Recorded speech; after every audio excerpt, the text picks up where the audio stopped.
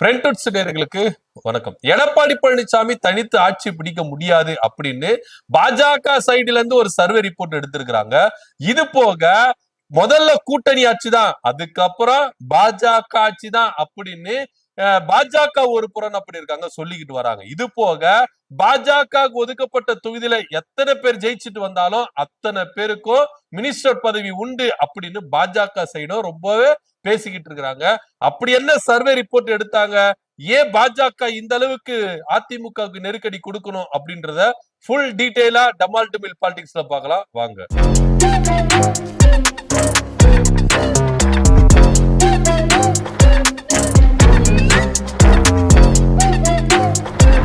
NDA கூட்டணியை பொறுத்த வரைக்கும் பாஜக தான் இங்க எல்லாரையும் ஆட்டி படைக்கிறாங்க அப்படின்றது உறுதிப்பட்ட ஒரு தகவலா இருக்கு. என்டிஏ கூட்டணிக்கு தமிழ்நாட்டை பொறுத்த வரைக்கும் எடப்பாடி பழனிசாமி தான் தலைவர் அப்படின்னு சொன்னாலும் இங்க என்டிஏ கூட்டணி வந்துட்டாலே பாஜக தாங்க, அதுக்கப்புறம் தான் எல்லாருமே அப்படின்ற ஒரு பேச்சும் இங்க நிலவின்று இருக்கு. சோ அதனால பாஜக எடுக்கிற முடிவு தான் இங்க எல்லாரும் ஒத்து போகணும், இன்க்ளூடிங் எடப்பாடி பழனிசாமி முதற்கொண்டு அப்படின்றதுல எந்தவித மாற்று கருத்து இல்ல. நீங்க மாநிலத்துல அதிமுக அப்படின்றது ஒண்ணு ஸ்ட்ராங்கா இருக்கு. சமீபத்துல அமித்ஷா அவர்கள் பேசும்போது கூட என்ன சொன்னாங்க அப்படின்னா, நாங்க டிவிகே சைட்ல என்ன பண்ணல, பேச்சுவார்த்தை நடத்தவில்லை. ஏன்னா டிவிகே எங்க கூட்டணிக்குள்ள சேர்த்துக்கிட்டு எங்க வாக்கு வங்கியை குறைக்கிறதுக்கு நாங்க தயாராகவே இல்லை. ஏற்கனவே தமிழ்நாட்டுல எங்க வாக்கு வங்கி குறைஞ்சுதான் இருக்கு, கட்டமைப்புகளும் சில கம்மியா தான் இருக்கு. அதனால விஜய உள்ள கொண்டு வந்துட்டு அவருக்கு இருக்கிற நெகட்டிவ் எல்லாம் எங்க பக்கம் வர்றதுக்கு நாங்க தயாரா இல்லை அப்படின்றத அமித்ஷா ரொம்பவே தெள்ள தெளிவா சொல்லியிருந்தாரு. இது போக இங்க தலைமைன்னு பாத்தீங்கன்னா எடப்பாடி பழனிசாமி தான். சோ பாஜக தமிழ்நாட்டுல கால் ஒன்றணும்னா அதிமுக அப்படின்ற ஒரு கட்சி மூலியமா தான் வர முடியும் அப்படின்றதையும் அமித்ஷா அவர்கள் ரொம்ப தெள்ள தெளிவா சொல்லிட்டாங்க. இது போக அதிமுக என்ன சொல்றாங்க இந்திய கூட்டணியில அப்படின்னு பாத்தீங்கன்னா, நாங்க தனித்து தான் ஆட்சி புரிவோம் அப்படின்னு சொல்றாங்க. பெரும்பான்மையான தொகுதிகளில் வென்று நாங்க தனித்து ஆட்சி புரிவோம் அப்படின்றத எடப்பாடி பழனிசாமி ரொம்ப அழுத்தம் திருத்தமா சொல்றாரு. இன்னொரு பக்கம் பாஜக சைடும் இல்ல டிடிவி தினகரன் போன்றவர்கள் என்ன சொல்றாங்க, இங்க கூட்டணி ஆட்சி தான் அப்படின்றத அவங்க என்ன பண்றாங்க, முன்வைக்கிறாங்க. சோ இவங்களுக்குள்ளாவே தனித்து ஆட்சி விசஸ் கூட்டணி ஆட்சி அப்படின்ற ஒரு போட்டா போட்டி போகுது, நிலவுது அப்படின்றதுதான் யதார்த்தமான உண்மையா இருக்கு. சோ இதுல பாஜக ஒரு சர்வே ரிப்போர்ட் எடுத்திருக்காங்க. எடப்பாடி பழனிசாமி தனித்து ஆட்சி புரிவாரா, அதிகப்படியான இடங்களை வெல்வாரா அப்படின்னா கிடையவே கிடையாது அப்படின்னு அந்த சர்வே ரிப்போர்ட் ரொம்ப தெளிவா தெரிஞ்சிருக்கு. எடப்பாடி பழனிசாமி தனி பெரும்பான்மைக்கும் குறைவான சீட்டுகளை தான் எடுப்பாரு. இங்க கூட்டணி கட்சியோட தயவுனால ஆட்சி பிடிக்கிறதுக்கான வாய்ப்புகள் இருக்கு அப்படின்னு பாஜக சைடு எடுத்தப்பட்ட ஒரு சர்வே ரிப்போர்ட்ல தான் சொல்லுது. ஒட்டுமொத்தமா இங்க திமுக ஆட்சி அப்படின்றதுல எந்த மாற்று கருத்து இல்ல அப்படின்றதா எல்லாருடைய கருத்து கணிப்பாவும் இருக்கு.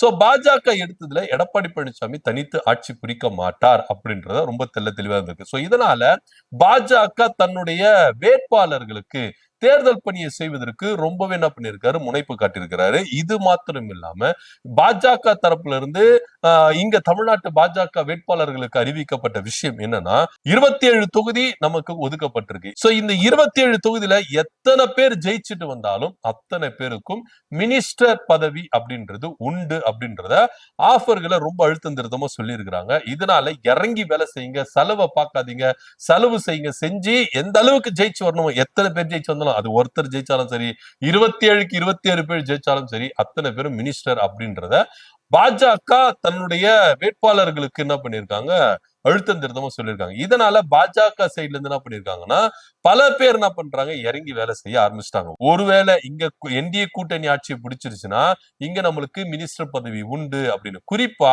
பாஜக என்ன நினைக்கிறாங்க அப்படின்னு பாத்தீங்கன்னா, ஒருவேளை அவங்க நினைப்புபடி, அவங்க கூற்றுப்படி இங்க என்டிஏ ஆட்சி பிடிச்சிருச்சுன்னா முக்கியமான துறைகளை தாம் பக்கம் வச்சுக்கணும் அப்படின்றத அமித்ஷா முதற்கொண்டு பாஜக நிர்வாகிகள் எல்லாருமே என்ன பண்றாங்கன்னா ஒரு சூப்பர் பிளான போட்டிருக்கிறாங்க. முக்கியமான துறைகளை தாம் பக்கம் வச்சுக்கிட்டு கொஞ்சம் கொஞ்சமா இந்த கூட்டணி ஆட்சி அப்படின்றத முழுக்க முழுக்க பாஜகவின் ஆட்சி அப்படி கொண்டு வந்துட்டா தன்னுடைய கொள்கைகளையும் திட்டங்களையும் ஈஸியா தமிழ்நாட்டுல பரவலா கொண்டு வந்துடலாம் அப்படின்றத பாஜகவுடைய நினைப்பா இருக்கு. ஏன் அப்படின்னு பாத்தீங்கன்னா, பல மாநிலங்கள்ல பாஜக இது போல செயல்கள்ல ஈடுபட்டு இருக்கிறாங்க அப்படின்றதுல எந்த வித மாற்றம். உதாரணத்துக்கு இப்போ ஒரு 4-5 மாதத்துக்கு முன்பாக பீகார்ல தேர்தல் நடந்தது. அதுல நிதிஷ்குமார் அவர்கள் தொடர்ந்து முதலமைச்சரா இருந்தாரு. இப்போ அவரை பேக்கப் பண்ணி நாடாளுமன்றத்துக்கு அனுப்பிட்டாங்க. அந்த இடத்துல இவங்க பாஜக என்ன பண்றாங்க, ஆட்சியை பிடிச்சிருக்காங்க. அதே போல மகாராஷ்டிரா மாநிலமா எடுத்துக்கிட்டோம். எல்லா மாநிலங்கள்லயும் இவங்களுடைய வேலைகள் இப்படிதான் இருக்கு.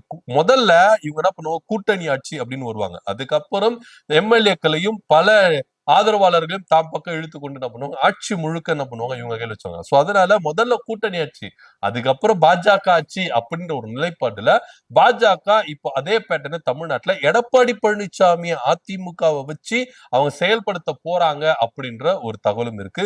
சோ எடப்பாடி பழனிசாமி கொஞ்சம் வீக்கா ஆயிட்டாரு அப்படின்றதுல எந்தவித மாற்று கருத்தும் இல்லை. என்னதான் இந்திய கூட்டணிக்கு தலைவர் கூட்டணி கட்சி தலைவர்களை எல்லாம் சூப்பரா ஹேண்டில் பண்ணிட்டாரு அப்படின்னு பேசிக்கிட்டாலும் எடப்பாடி பழனிசாமி இன்னமும் பாஜகவின் கண்ட்ரோல்ல தான் இருக்கிறாரு. அமித்ஷா என்ன சொல்றாரோ அதை தான் செய்யணும் அப்படின்றதுதான் நிதர்சனமான உண்மையா இருக்கு. ஏன்னா அவரு வேட்பாளர் பட்டியல் வெளியிட்டார்ல, இது எல்லாமே பாஜகவில் போயிட்டு எல்லாத்தையும் பார்த்து கரெக்ஷன் பண்ணிட்டு அமித்ஷா அவர்கள் சைன் போட்டு சீல் அடிச்சதுனாலதான் இவர் வந்து கொடுக்குறாரு. இவங்களாவே தயாரித்தாங்களா அப்படின்னா அது ஒரு பெரிய கேள்விக்குறியாவே இருக்கு. சோ இன்னமும் பாஜகவின் அடிமையாகவே எடப்பாடி பழனிசாமி இருக்கிறாரு அப்படின்னு தான் பரவலா பொதுவெளியில பேசப்பட்டிருக்கு. சோ இதன் அடிப்படையில எப்படியாவது திரும்பவும் ஆட்சியை பிடிச்சிடணும் அப்படின்ற ஒரு வேகத்துலதான் எடப்பாடி பழனிசாமி போயிட்டு இருக்கிறார். ஆனா அவரு தனித்து ஆட்சி பிடிப்பாரா இல்ல கூட்டணி ஆட்சி தானா அப்படின்றது ஒரு பெரிய கேள்விக்குறியா இருக்கு. ஏன்னா பாஜக தனித்து ஆட்சி புரியறதுக்கு ஒத்துக்க மாட்டாங்க. ஏன்னா நீங்க தனித்து ஆட்சி புரிந்தாலும் அவருடைய செயல்பாடுகள், அவங்களுடைய அதிகாரங்கள் யார்கிட்ட இருக்கும் அப்படின்னா அது பாஜக கிட்ட தான் இருக்கும். சோ முக்கியமான துறைகளை தாம் பக்கம் வச்சுக்கிட்டு டம்மியான துறைகளை ஆளும் தரப்பு அதிமுகவுக்கு கொடுத்துட்டா அப்ப எப்படி அதிமுக செயல்படும்? இது பிற்காலத்துல அதிமுகவையே ஓவர்டேக் பண்ணிட்டு போற அளவுக்கு பாஜகவுக்கு ஒரு வழி இருக்கு அப்படின்றதுதான் இங்க ரொம்ப தெளிவா காட்டுது. சோ பாஜக இப்படியா ஒரு சர்வே எடுத்துட்டு உண்மையான விஷயம் இதுதான் அப்படின்றத அதிமுகவுக்கு இப்பவே என்ன பண்ணாங்க சொல்ல வராங்க அப்படின்றதுதான் இதுல ரொம்ப எதிர்பார்க்க வேண்டிய ஒரு விஷயமா இருக்கு. சோ முதல்ல அவங்களுடைய செயல் திட்டங்கள் என்னவா இருக்கும் அப்படின்னு பாத்தீங்கன்னா, முதல்ல கூட்டணி ஆட்சிக்கு அவங்க என்ன பண்ணுவாங்க, தாராளமா ஒத்து போயிடுவாங்க. முக்கியமான துறைகளை பக்கம் வச்சுக்கிட்டு எடப்பாடி பழனிசாமிக்கும் மற்ற கூட்டணி கட்சி தலைவர்களுக்கும் அவங்க என்ன பண்ணுவாங்க, தாராளமா. இப்ப நீங்க என்ன நினைக்கிறீங்க, என்டிஏ கூட்டணியில் இருக்கிற எல்லா கட்சியும் பாஜகவினுடைய கட்சியில இருக்கு. எடப்பாடி பழனிசாமி வெளியே போயிட்டு உள்ள வந்திருக்கிறாரு, அவ்வளவுதான். அதுக்கு முன்னாடி 2024 நாடாளுமன்ற தேர்தல் இருந்த கூட்டணி தான், அதே கட்சிகள் தான். எடப்பாடி பழனிசாமி மட்டும் வெளியே போயிட்டு திரும்ப உள்ள வந்திருக்கிறாரு. ஓபிஎஸ் உள்ள இல்ல, டிடிவி தினகரன் உள்ள வந்திருக்காரு. இந்த ஒரு சின்ன கரெக்ஷன் தான். மத்தபடி நீங்க டிடிவி தினகரனா இருக்கட்டும், அன்புமணியா இருக்கட்டும், ஜி.கே. வாசனா இருக்கட்டும், அதே போல ஐஜேகே கட்சி பாரிவேந்தரா இருக்கட்டும், ஏசி சண்முகமா இருக்கட்டும், இவங்க எல்லாருமே பாஜகவுக்கு தான் அதிகப்படியான முட்டு கொடுக்கறவங்களா இருக்கிறாங்க. பாஜகவை ஆதரிப்பாங்க.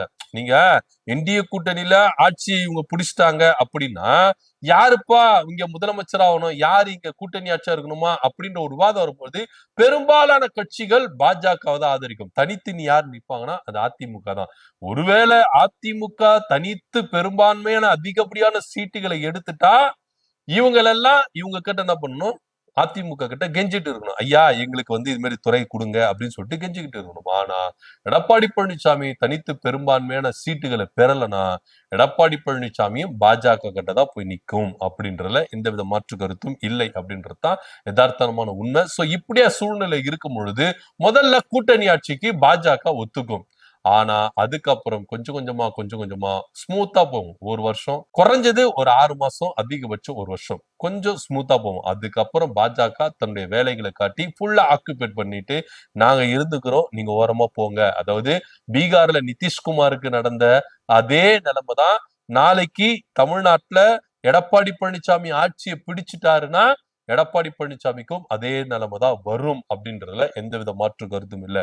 இதுக்கு பாஜக இல்ல, என்டிஏ கூட்டணி முதல்ல தேர்தல நின்று ஜெயிக்கணும். அதுக்கப்புறம் தான் இவங்க போடுற பிளான் எல்லாம் செயல் திட்டத்துக்கு வரும் அப்படின்றது தான் யதார்த்தமான உண்மையா இருக்கு. இதை பத்தியோட கருத்து என்ன அப்படி கீழே கமெண்ட் பண்ணுங்க. நன்றி, வணக்கம்.